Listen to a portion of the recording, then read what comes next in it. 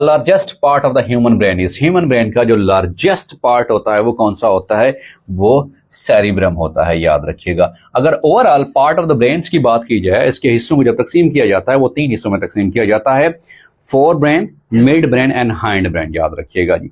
अगर ब्रेन के हवाले से सवाल पूछा जाए, फोर ब्रेन, मिड ब्रेन दिमाग का दरमियानी हिस्सा, and the third one is hind brain, याद रखिएगा।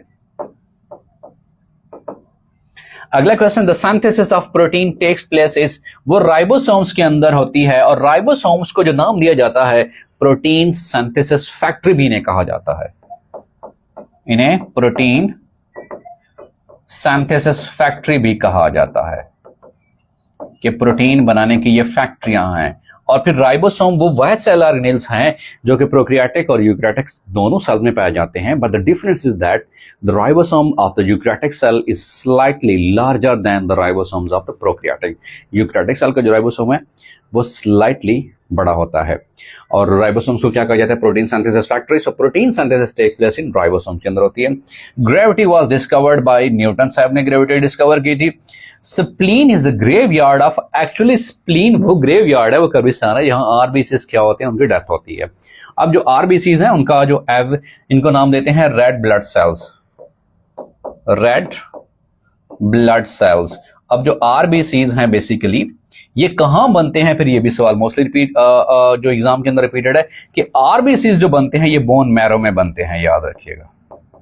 ये कहां बनते हैं, ये बोन मैरो के अंदर बनते हैं, और आरबीसीज का जो औसत दौरानिया होता है वो 120 दिन होता है, याद रखिएगा। ये 4 माह एक ही बात है। इसके बाद जो है ऑटोफेगी का फिनोमेना होता है, और उसी हवाले से स्प्लीन के अंदर ये सारे सेल्स जाकर डेथ होते हैं, और उसकी वजह से इसीलिए कहा जाता है कि spleen is a graveyard of RBCs, क्योंकि उसमें आरबीसीज क्या होते हैं, वो खत्म हो जाते हैं, क्योंकि इनका औसत दौरानिया कम होता है।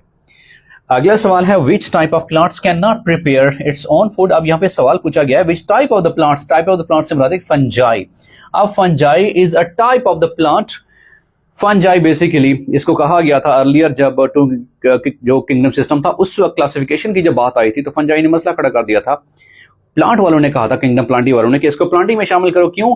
क्योंकि इसके अंदर सेल वॉल मौजूद है, on behalf of presence of cell wall, cell wall की मौजूदगी की वजह से, क्योंकि फंजाई की सेल वॉल कार्टिन से मिलकर बनी होती है। तो किंगडम प्लांटी वालों ने कहा कि इसका प्लांटिंग में शामिल करो। फिर एनिमल वालों ने यह कहा ठीक है भाई, इसके अंदर सेल वॉल तो मौजूद है, इसके अंदर क्लोरोफिल कहाँ है, क्लोरोफिल तो नहीं पाया जाता। क्लोरोफिल अगर नहीं पाया जाता तो हम एनिमल्स के अंदर भी तो क्लोरोफिल नहीं पाया जाता, लिहाजा फंजाई को किंगडम एनिमिलिया में शामिल करो। इस वजह से फिर फंजाई के लिए